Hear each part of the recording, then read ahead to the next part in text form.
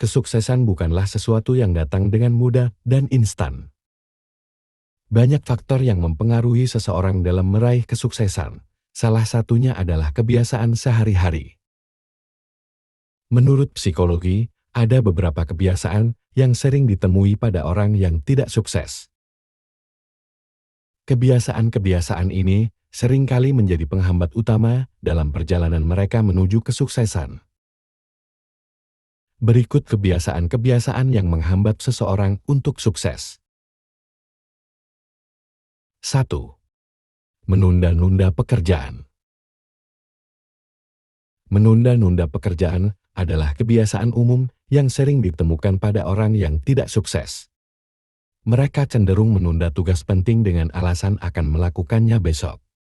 Kebiasaan ini membuat mereka merasa kewalahan dan stres ketika mendekati tenggat waktu yang ditetapkan, yang pada akhirnya berdampak buruk pada kinerja mereka. Jadi, berhentilah menunda-nunda pekerjaan. Jika itu bisa dikerjakan sekarang, maka kerjakanlah, agar beban pekerjaanmu tidak semakin berat.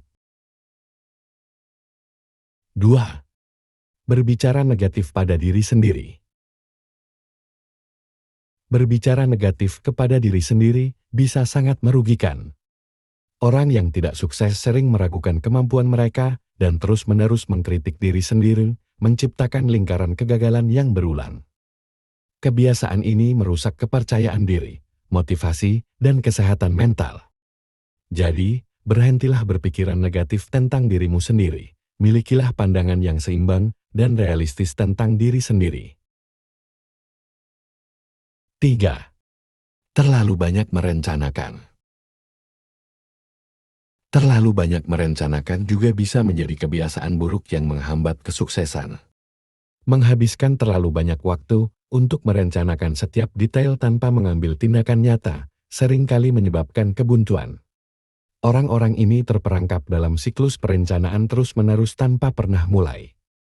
Oleh karena itu, penting untuk menemukan keseimbangan antara persiapan dan tindakan, karena menunggu momen yang sempurna dapat mengakibatkan banyak peluang terlewatkan.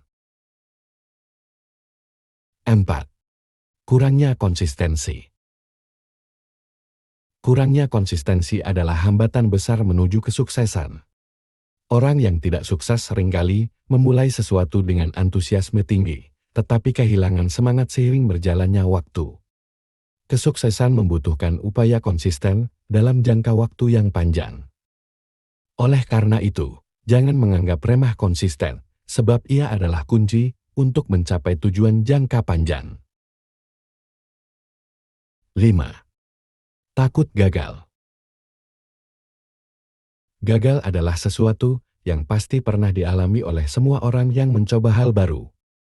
Tetapi ketakutan akan kegagalan adalah pengalaman umum yang sangat dirasakan oleh orang yang tidak sukses.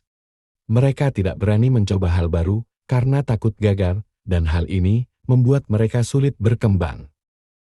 Oleh karena itu, jangan jadikan kegagalan sebagai alasan untuk meragukan kemampuan dan nilai diri kita. Jadikan kegagalan sebagai bagian dari hidup dan merupakan pengalaman belajar yang penting. 6. Tidak menetapkan tujuan. Orang yang tidak sukses seringkali menjalani hidup tanpa tujuan yang jelas. Memiliki keinginan menjadi sukses atau menjadi kaya tanpa tujuan yang jelas untuk mencapainya hanya akan membuat impianmu tetap menjadi hayalan. Tujuan memberikan arahan dan motivasi. Oleh karena itu, tetapkan tujuan yang jelas dan membuat rencana untuk mencapainya adalah hal yang penting untuk kesuksesanmu. 7. Tidak percaya pada diri sendiri. Percaya pada diri sendiri adalah dasar dari kesuksesan. Orang yang tidak sukses seringkali kurang percaya diri, meragukan kemampuan mereka, dan merasa tidak pantas untuk mencapai impian mereka. Oleh karena itu, percayalah pada dirimu sendiri. Kepercayaan diri memicu motivasi, ketahanan, dan ambisi. Ini adalah sumber daya bagimu untuk mengambil risiko, menghadapi tantangan, dan terus maju, meski perjalanan menjadi sulit. 8. Menghindari kritik. Tidak menerima kritikan adalah salah satu kebiasaan orang yang tidak sukses. Kritik konstruktif sangat penting untuk pertumbuhan dan perbaikan atas dirimu atau atas apa yang kamu lakukan. Walaupun demikian, tidak semua kritik itu membangun, ada juga yang dapat menjatuhkanmu. Jadi, bijaklah dalam menanggapinya. Itulah 8 kebiasaan yang menghambat seseorang untuk sukses, menurut psikologi. Semoga bermanfaat.